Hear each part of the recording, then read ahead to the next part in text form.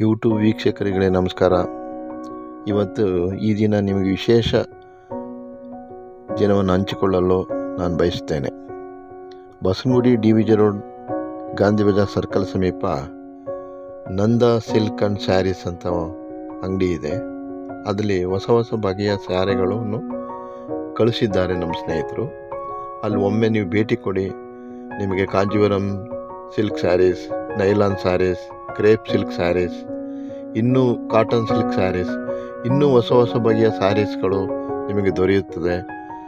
ಇವರು ಸುಮಾರು 55 ವರ್ಷಗಳಿಂದ ಗಾಂಧಿ ಬಜಾರದಲ್ಲಿ ನೆಲೆಸಿದ್ದಾರೆ.